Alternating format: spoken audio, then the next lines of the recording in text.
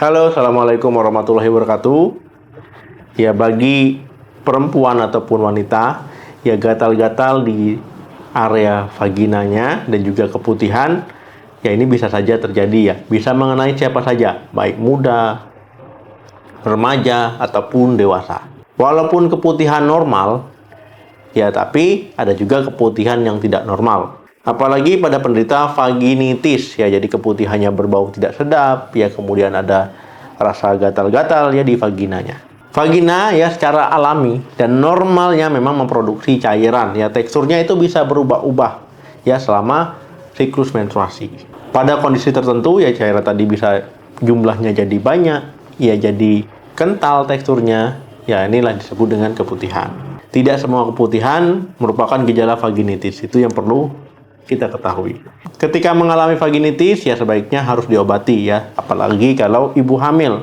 Karena kalau tidak diobati, ya bisa bikin bayi lahirnya prematur ya, tidak cukup bulan. Kemudian berat badan bayi bisa rendah dan juga bisa mengalami ya gangguan selama kehamilan. Apa saja penyebab vaginitis? Nah, penyebabnya ada banyak ya, jadi kita bahas satu persatu dulu ya. Penyebab pertama itu bakteri. Nah, bakteri ini menjadi penyebab vaginitis. Ya, memang bakteri itu ada yang baik, ya ada yang bakteri yang tidak baik ataupun bakteri jahat. Kondisi vaginitis ya ini terjadi ketika bakteri tadi tidak seimbang ya. Karena ketidakseimbangan tadilah akhirnya menjadi vaginitis ataupun peradangan pada vagina. Yang kedua itu infeksi jamur.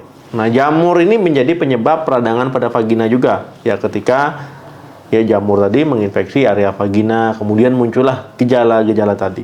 Nah, kondisi jamur yang berkembang berlebihan lah ini yang akan menimbulkan gejala.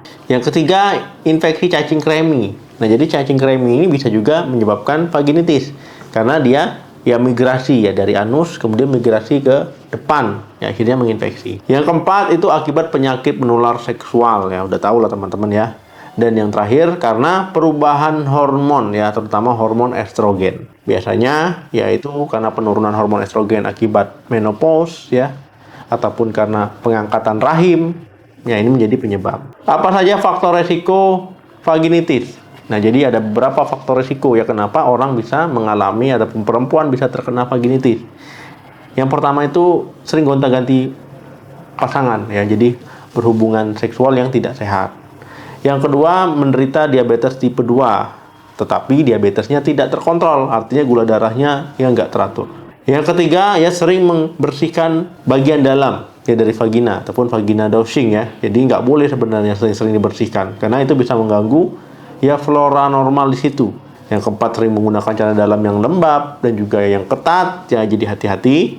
Yang kelima, ya karena perubahan hormon ya, akibat penggunaan pil KB. Yang keenam, ya sering menggunakan obat-obatan tanpa resep dokter, ya terutama antibiotik dan juga kortikosteroid atau steroid ya. Jadi memang penggunaan obat harus dengan resep dokter, apalagi kalau obat itu antibiotik dan ya steroid, ya anti nyeri dan sebagainya.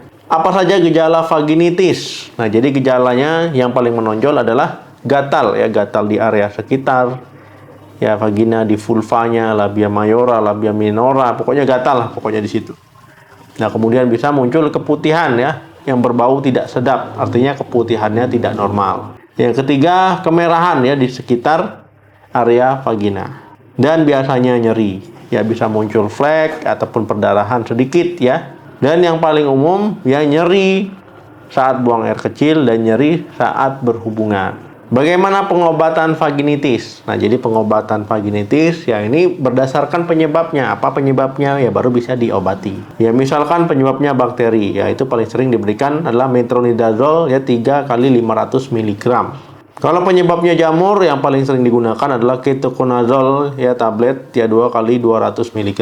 Kalau penyebabnya karena hormon, ya tentu akan diberikan ya terapi hormon. Untuk gatal-gatalnya ya bisa diberikan antihistamin ya CTM ya 3 kali 1 tablet. Apa komplikasi vaginitis? Nah, jadi komplikasi vaginitis ya tentu ini bisa menjadi penyakit menular seksual dan pada ibu hamil ya bisa mengalami kelahiran yang prematur. Bagaimana dok pencegahan vaginitis? Nah, jadi sekali lagi saya ingatkan, pencegahan ini adalah langkah terpenting ya supaya sebelum kejadian baru tobat. Pertama itu jangan gonta-ganti pasangan, berhubunganlah seksual pada suaminya ataupun ya pada pasangan sahnya. Jadi yang belum menikah jangan sekali-sekali berhubungan seksual. Jangan sekali-sekali ya tertipu ataupun terperdaya oleh rayuan laki-laki. Yang kedua ya tetap bersihkan vaginanya, tapi jangan sampai bagian dalam, apalagi menggunakan sabun ya, itu nggak boleh. Ketiga, ketika membersihkan ya saat buang air kecil itu jangan kebalik ya, saat ceboknya itu jangan dari belakang ke depan, tapi dari depan ke belakang, itu yang benar.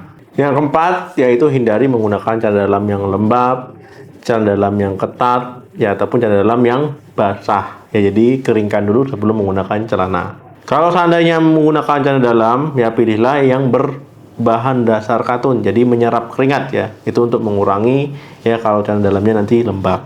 Bagi penderita diabetes ya wajib kontrol kadar gula darah supaya tetap terkendali ataupun normal. Ya jadi itu termasuk pencegahannya. Ya jaga kebersihan, ya jangan gunakan obat-obatan tanpa resep dokter, dan juga ketika memiliki penyakit kronis ya tetap kontrol teratur. Oke teman-teman, terima kasih yang sudah menonton video sampai habis. Jangan lupa like, share, dan komen. Sampai ketemu lagi di video saya selanjutnya. Salam sehat, sampai jumpa.